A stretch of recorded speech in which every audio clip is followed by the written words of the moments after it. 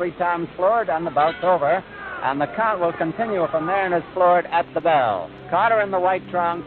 Rubin Carter nació en 1937 en Paterson, Nueva Jersey, en un Estados Unidos que todavía funcionaba con dos velocidades, una para los blancos y otra, mucho más lenta y brutal, para los negros.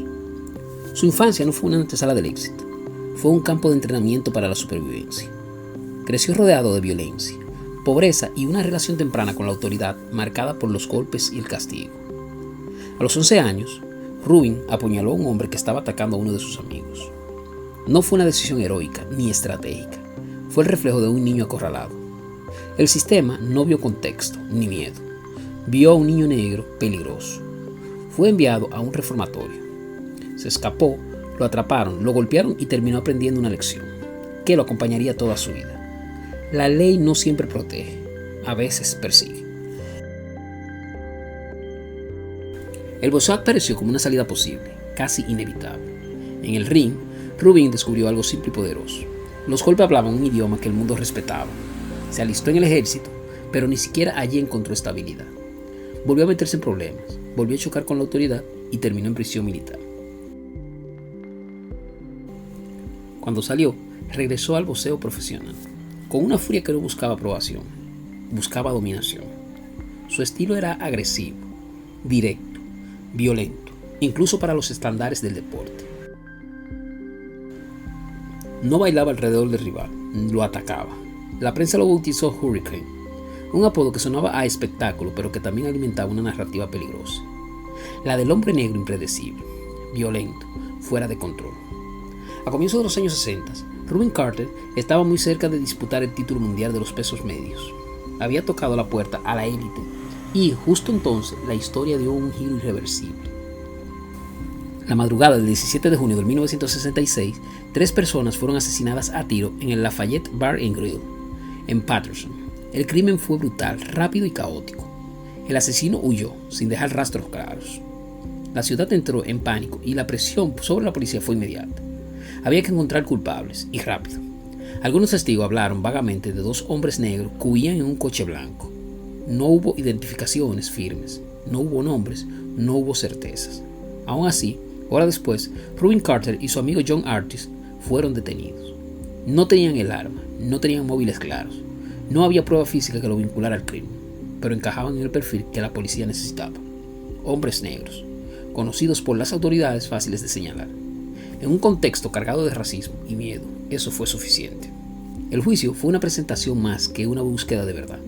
Testigos que cambiaban su versión, declaraciones sostenidas bajo presión, pruebas circunstanciales presentadas como certeza absoluta, y un jurado completamente blanco evaluando la vida de 2 hombres negros en plena década de los 60. La fiscalía construyó un relato cómodo, uno que no exigía demasiadas preguntas. Rubin Carter no fue juzgado solo por un crimen, fue juzgado por su pasado, por su carácter, por su color de piel. El veredicto fue culpable, cadena perpetua. John Artis recibió la misma condena. El sistema cerró el caso y siguió adelante. Ellos no. En prisión, Rubin Carter no se quebró, pero tampoco se resignó. La cárcel se convirtió en su segundo ring, uno donde no se peleaba con los puños, sino con la mente. Leyó compulsivamente, estudió derecho, historia, filosofía. Reflexionó sobre su caso y sobre el sistema que lo había condenado allí. Escribió The Existing Ground, un libro que no pedía compasión ni indulgencia, sino que acusaba directamente al sistema judicial estadounidense de racismo estructural y corrupción moral.